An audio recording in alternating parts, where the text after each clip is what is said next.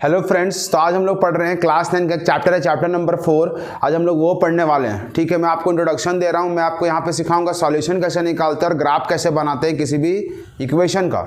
ठीक है, देखिए कैसे करना है। सबसे पहले इस चैप्टर का मतलब क्या है वो समझ लेते हैं। Linear equation in two variable, यहाँ पे दो वेरिएबल का बात करेगा। एक अगर x होगा तो अगला y होगा, ऐसा कुछ वो बात करेगा।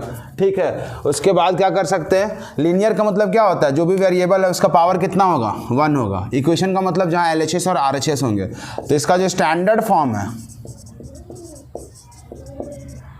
वो कुछ ऐसा होता है, ax plus by plus c बराबर 0, जहाँ पे a, b और c वो रियल नंबर्स होते हैं। कुछ भी हो सकता है, रूट में, बटा में, कुछ भी हो सकता है। अब यहाँ ध्यान देना एक्चुअली है क्या। इसका अगर एग्जांपल से मैं लिखूँ तब समझ में आएगा आपको। 2x प्लस 3y प्लस 4 बराबर 0। ठीक है, अब वहाँ से इक्वेट करके देख सकते हो कि यहाँ पे x है, यहाँ पे y है। तो ये दो वेरिएबल का हुआ इक्वेशन। ठीक है, ये दो वेरिएबल है यहाँ पे। लीनियर का मतलब है इसका जो पावर है वो क्या है, कुछ नहीं है तो दोनों में 1 है, तो डिग्री 1 को ही बोलते हैं लीनियर। इक्वेशन का मतलब होता है जहाँ इक्वल टू पहले से इधर भी कुछ है LHS और इधर भी कुछ है। जैसे इधर पूरा ये सब है, राइट में 0 है, तो यही होता है linear equation in two variable. दो वेरिएबल है, पावर लीनियर है, इक्वेशन है, तो linear equation in two variable. अब हम इसका स्टैंडर्ड फॉर्म पे ध्यान दें तो यहाँ पे क्या करते हैं, एक x होता है, एक y होता है, आगे में कुछ नंबर्स होते हैं और एक कॉन्स्टेंट टर्म होता है। जैसे यहाँ देख लो, इससे इसको अगर हम इक्वेट करेंगे तो हम बता सकते हैं a का मान क्या है 2, b का मान यहाँ b है तो यहाँ क्या है y के आगे 3, तो b का मान 3 और c का मान 4। ये एक नंबर के सवाल में आ सकता है आपके एक्सरसाइज में। पहला एक्सरसाइज यही है कि ABC बताना। तो ABC बताने के लिए कुछ नहीं करना होता है, सबको इधर ले आना होता है। जैसे ये पहला एग्जाम्पल। दूसरा अगर ऐसा होता है 4 = 3x माइनस 2y। अब क्या करते हैं, सबको इधर ले आते हैं। ये 3x इधर आएगा तो क्या होगा, -3x, -2y इधर आएगा तो क्या होगा, +2y। 4 तो पहले से इधर ही था भाई। अब हम यहाँ से बता सकते हैं a होगा -3, b होगा 2, c होगा 4। ऐसे करके बताना होता है। ठीक है, x के आगे वाला a है, y के आगे वाला b है और c है आपका ये कांस्टेंट वैल्यू। ठीक है, इस तरह से बनते हैं ये। अब ये मैं आपको सिखाऊंगा how to find a solution. Solution कैसे निकालें। अगर कोई भी एक क्वेश्चन ले ले, जैसे मान के चलिए हम ले लिए x - 2y + 3 बराबर 0। ठीक है, इसका सॉल्यूशन कैसे निकालें। सॉल्यूशन निकालने का मतलब होता है कि x का कुछ ऐसा मान बैठाओ जिससे y का कोई मान निकल जाए। ठीक है, और ऐसा हम कितना बार कर सकते हैं पता है, इससे ऐसा हम इन्फिनाइट बार कर सकते हैं, करोड़ों बार, अरबों बार, जितना बार भी आपको करने का मन है। मतलब हर x के लिए, हर x का कोई मान के लिए y का कोई ना कोई मान है। अगर x का मान 1 बैठाएंगे तो y कुछ निकलेगा, x का मान 2 बैठाएंगे तो y कुछ निकलेगा। और ऐसे हम x का मान कितना बार बैठा सकते हैं, इन्फिनाइट बार बैठा सकते हैं, क्योंकि हमारे पास बहुत नंबर्स है। तो याद रखना हमेशा, कोई भी इक्वेशन का नंबर ऑफ सॉल्यूशंस निकलते हैं इनफाइनाइट नंबर ऑफ सॉल्यूशंस निकलते हैं। यहाँ पे अगर हमको बोलेगा 2 निकालो या 4 निकालो तो कैसे करेंगे, सबसे पहले थोड़ा इक्वेशन को अरेंज करेंगे। किस प्रकार अरेंज करेंगे, दोनों में से किसी एक वेरिएबल को इक्वल टू के लेफ्ट साइड रखेंगे और बाकी सबको क्या करेंगे, इक्वल टू के उधर भेज देंगे। और हम कोशिश करते हैं कि ऐसा वेरिएबल जिसके आगे कोई नंबर ना हो उसको एक तरफ अकेला रखें। मतलब किसी एक वेरिएबल को एकदम अकेला रखना है और बाकी सबको इधर भेज देना है। तो यहाँ पे आसान ये हो रहा है कि x के आगे कोई नंबर नहीं है तो x को इधर कर लिया, ऐसे कर सकते हैं, और बाकी दोनों कहाँ करेंगे, उधर भेज देंगे। तो -2y उधर जाएगा तो +2y, +3 उधर जाएगा तो -3। ऐसे बन जाएगा इक्वेशन। मतलब एक वेरिएबल को अकेला कर देना और बाकी सबको, सब चीज़ को उधर भेज देना है। अब जिधर भीड़ है, भीड़ किधर है, इधर या इधर, राइट साइड में भीड़ है। अब जिधर भीड़ है उधर आपको एक वेरिएबल दिखेगा, उस वेरिएबल का अपने मन से कुछ भी मान बैठाना जो आपको अच्छा लगता है। हमेशा इसे स्टार्ट हम लोग 0 से करते हैं। तो अगर y को 0 मान लिए तो x का कोई मान निकलेगा। थोड़ा सा यहाँ सॉल्व करने का ट्राई करेंगे। 2 × 2 और y में कौन सा रिश्ता है, मल्टीप्लाई का। तो 2 × 0 - 3, ये पूरा 0 हो जाए, कितना बचेगा, -3। तो अगर y का मान 0 है तो x का मान कितना आ रहा है, -3। इसको कोऑर्डिनेट करके लिख लो, पहला आंसर आ रहा है वो। x का मान आगे लिखेंगे, y का मान पीछे लिखेंगे, ऐसे करके। फिर हम और निकाल सकते हैं। अगर y को हम क्या मान लें, यहाँ पे दिख रहा है y, उसको 1 मान लिए तो x क्या होगा, यहाँ पे 2 × 1 = 2 होगा, -3 होगा, तो 2 - 3 -1। अगर x -1 आ रहा है तो y 1 आ रहा है। यहाँ पे बहुत लोग गड़बड़ करते हैं, हमेशा ध्यान देना मेरे भाई कि x का मान को ही आगे लिखना यार, वरना गलत हो जाएगा। फिर एक बार और ऐसे कर सकते हैं, y को अगर हम 2 मान लिए, दिख रहा है यहाँ 2, तो x क्या होगा, 2 × 2 हो रहा है ना, 2 × 2 = 4, -3, तो 4 - 3 कितना आएगा, 1। तो अगर x 1 आया है तो y 2 आया है। ऐसे करके सॉल्यूशन निकलता है। ऐसे करके आप बहुत सारा निकाल सकते हो। अब बोलोगे सर इतना आसान तो नहीं लगता है। थोड़ा सा आसानी है मेरे भाई, ऐसा कुछ है नहीं। अगर मान के चलो कुछ ऐसा होता 2x plus 3y plus 6 equal to 0, मैं आपको बताया ना कि दोनों में से किसी एक के आगे नंबर नहीं है तो उसको अकेले रखो, थोड़ा आसान होता है। अब यहाँ क्या करें, दोनों के आगे नंबर है तो किसी एक को रखना ही होगा, तो ध्यान देना कि जो छोटा नंबर है उसी को अकेला करो, इधर रखो। तो 2x को इधर अगर हम छोड़ देंगे तो ये 3y किधर जाएगा, उधर जाएगा, माइनस 3y, 6 किधर जाएगा, उधर जाएगा, -6, ऐसे करके होगा ना। अब क्या करें, अब कैसे होगा, तो 2x इक्वल टू इसको सेम, अब ये 2 कहाँ जाएगा, चिपका हुआ जाएगा नीचे, तो इसको सेम लिख देंगे और 2 कहाँ जाएगा नीचे। ये आपका बन गया इक्वेशन। जैसे यहाँ बना था ना x का इक्वेशन, ध्यान देना जिस वेरिएबल को इधर रखेंगे उसका कोई नंबर भी नहीं होना चाहिए, ठीक है। अब जैसे ही इक्वेशन बन गया फिर से क्या काम करना है, फिर से वही काम करना है, y का कुछ मान मानना होगा, थोड़ा सा यहाँ पे कॉम्प्लिकेटेड होगा थोड़ा सा। अब ध्यान देना कि हमको ट्राई करना है, सॉल्यूशन जब निकालने बोलेगा तो आंसर को फ्रैक्शन में रख सकते हैं, बटा में, लेकिन ग्राफ अगर बोलेगा तो ये सब पॉइंट को हम लोग प्लॉट करने वाले, बताएंगे कैसे होता है।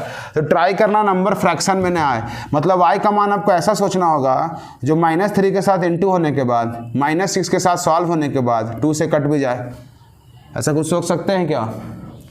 y का मान 0 रखेंगे, x क्या होगा, 3 से 0 से होगा तो ये पूरा पार्ट खत्म, तो बस -6 बचेगा और नीचे में 2 है, कितना आ रहा है, -3 आया, तो कितना आया, x का मान -3 तो y का मान 0। देख लो ऐसा कुछ हो रहा है। एक और कर सकते हैं, अगर x का मान 2 रख दिए या -2, x का मान नहीं सॉरी y है ना राइट में, तो y का मान अगर हम रख दिए -2, को बता सकता है कितना होगा, देखना यहाँ -3 फिर y का मान कितना -2, तो -3 इंटू -2 माइनस प्लस, या फिर देखो सॉल्व कर देता हूँ ऐसे, y की जगह रखे हैं तो ये माइनस प्लस 3 2 6 हुआ, 6 - 6/2 तो 0/2 कितना आएगा, 0 आएगा। तो जब x का मान 0 तो y का मान -2, देख लो ऐसे करके निकल रहा है। तो ये भी आसान है भाई, कुछ भी रहे आपको इक्वेशन पहले बनाना है अच्छे से, इक्वेशन बनाने के बाद राइट साइड में जो वेरिएबल है क्या करना है, उसी में मान अपने से बैठाना है और ट्राई करना आसान मान बैठेंगे, बड़ा बड़ा नंबर मत बैठाने लगना भाई, बड़ा बड़ा बैठाओगे बड़ा बड़ा आएगा, बड़ा बड़ा कहाँ खोजोगे, समझे, दिक्कत यही है। अब मैं आपको ये क्यों बता रहा हूँ, कभी सोचिए सॉल्यूशन क्यों निकालने बोल रहा हूँ। एग्जाम में आपको डायरेक्टली आ सकता है कि फाइंड 4 सॉल्यूशन, फाइंड 3 सॉल्यूशन, लेकिन अगर आपको एग्जाम में आ गया कि इस चीज़ का, यही था ना इक्वेशन या ये वाला, इस चीज़ का आपको क्या करना, बोलेगा ग्राफ बनाइए, क्या बोलिए, बोलेगा ग्राफ प्लॉट करिए। अब देखिए मैं कैसे करूँगा प्लॉट, पहले मैं आपको इसका बताता हूँ, यहाँ पे जगह है इसीलिए बहुत इजी है भाई। अभी जस्ट मैं आपको पिछले वीडियो में चैप्टर नंबर 3 में ऑलरेडी बता चुका हूँ कि कैसे ये सब पॉइंट को कहाँ खोजे, अब मैं वो सब नहीं बताऊँगा। अब हमको सीधा खोजना है, क्या करना होता है कि किसी भी ग्राफ को अगर मतलब किसी भी इक्वेशन को अगर ग्राफ में प्लॉट करना है तो क्या करने का, उसका सॉल्यूशन निकालने का, कम से कम 2 सॉल्यूशन निकालने का। क्यों, क्योंकि एक लाइन को, किसी एक लाइन को बनाने के लिए कम से कम 2 पॉइंट का ज़रूरत पड़ता है। अगर वो 2 पॉइंट आपको पता है, दोनों को ज्वाइन करिए, लाइन बन गया, तो कम से कम 2 सॉल्यूशन पता होना चाहिए ग्राफ बनाने के लिए।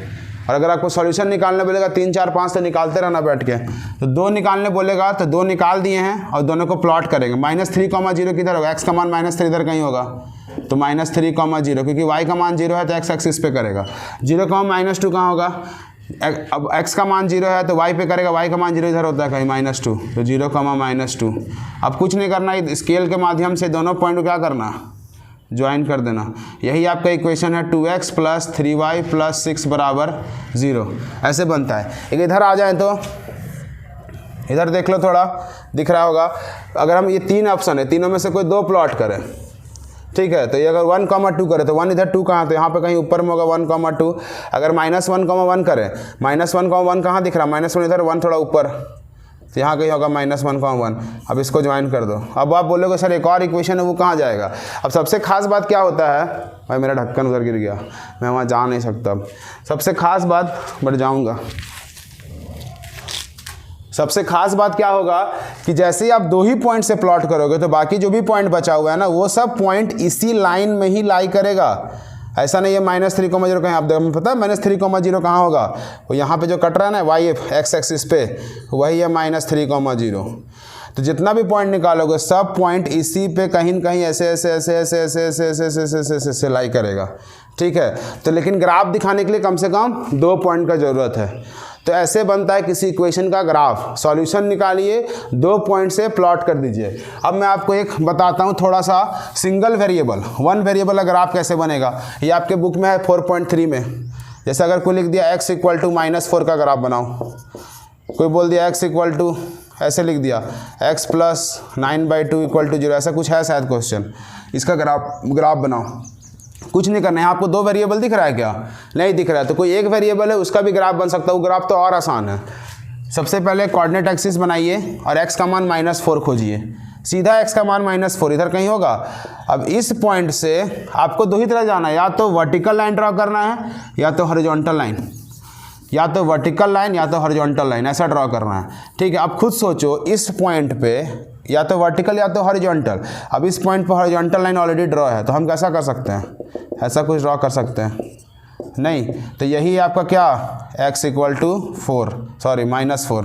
देख लो, एक्चुअली अब ये होगा क्या, जब भी एक वेरिएबल का ग्राफ होगा तो हमेशा वो क्या होगा, पैरेलल होगा, या तो x एक्सिस के या तो y एक्सिस के। ये सब MCQ का पार्ट है, बता दे रहे, आएगा जरूर। तो कभी भी एक एक्सिस के पैरेलल होगा, तो अगर x का मान दिया है तो वो y एक्सिस के पैरेलल है। ठीक है, ऐसे अगर यहाँ y लिख दिया तो क्या आएगा, इसको उधर भेजेंगे -9/2 होगा, एक्चुअली में पॉइंट में करेंगे तो 4.5 होगा ना। अब इसको अगर ड्रॉ करना हो तो y का मान -4.5, y का मान कहाँ होता है, नीचे कहीं होगा -4.5, तो ऐसे एक लाइन ड्रॉ होगा। देख लो, y का ग्राफ है, y का मान दिया है, तो किसके, ये लाइन किसके पैरेलल है, x एक्सिस के पैरेलल है। ये सवाल जरूर पूछता है। तो एक वेरिएबल का सवाल का ग्राफ ऐसे ही बनेगा, यही है तेरा y प्लस 9/2 इक्वल टू 0। एक वेरिएबल का सवाल में क्या करना है, वो x का या y का मान निकाल लेना, जितना भी वैल्यू आएगा उस वैल्यू को जानना, वो हमेशा एक्सिस पे पॉइंट मिलेगा, एक्सिस पे। कहाँ पे, या तो इधर कहीं मिलेगा या तो इधर। देख लो, इस वाले में यहाँ मिला और इस वाले में यहाँ मिला, वो पॉइंट एक्सिस पे मिलेगा, उस एक्सिस से सीधा लाइन खींच देना। कभी y एक्सिस के पैरेलल बनेगा, कभी x के। x का मान है तो y के पैरेलल, और y का मान है तो x के पैरेलल। देखो x के पैरेलल दिख रहा है, ये दोनों पैरेलल है, ये दोनों पैरेलल है। ऐसे करके आपको 4.3 में क्वेश्चन दिया हुआ है। ठीक है, मैं आपको एक और सवाल थोड़ा सा बता ही देता हूँ। ठीक है, मैं आपको नेक्स्ट वीडियो में वो सवाल करता हूँ। मिलते हैं नेक्स्ट वीडियो में, बाय।